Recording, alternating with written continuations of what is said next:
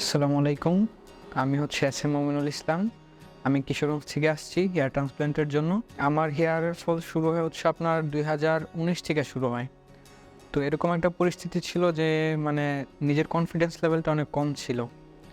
মানে কোথাও গেলে একটু মানে আড়ালে থাকার ভাবটা যেরকমটা হয় সেরকম ছিল।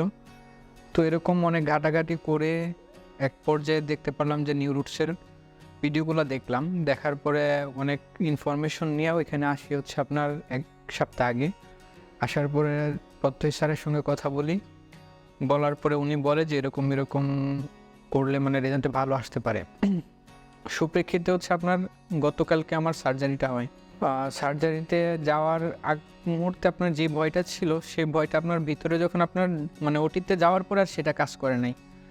এর কারণ হচ্ছে মানে ভাইয়া বলেন বা ওটিতে যারা ছিলেন তাদের মানে বিহেভিয়ারগুলো এত পরিমাণ ভালো ছিল। তার মধ্যে সবচেয়ে বেশি ভালো লাগছে হচ্ছে আপনার বিশেষ করে হচ্ছে আমার যখন অ্যানেসথেসিয়া দেওয়ার পরে গ্রাফগুলো যখন উঠানো হয় তখন হচ্ছে আমার প্রেশার প্লাস হচ্ছে আপনার পালস এগুলো চেক করা হইছে।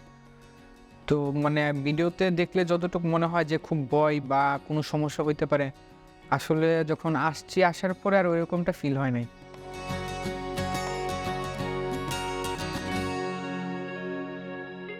আর আমার পুরো সার্জারিতেই মানে প্রত্যয় স্যার মানে নিজে থাইকা এটা করছেন।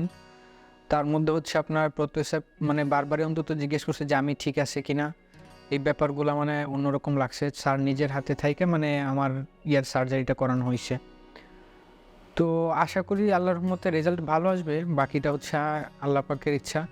কিন্তু নিউরোটস যতটুক মানে ভিডিওতে দেখছিলাম সেরকমটাই আছে আলহামদুলিল্লাহ। আ জি, এখন হচ্ছে আল্লাহ ভরসা। এখন দেখি ৩ মাস পর পিআরপি নিতে আসলে কিরকম হয়।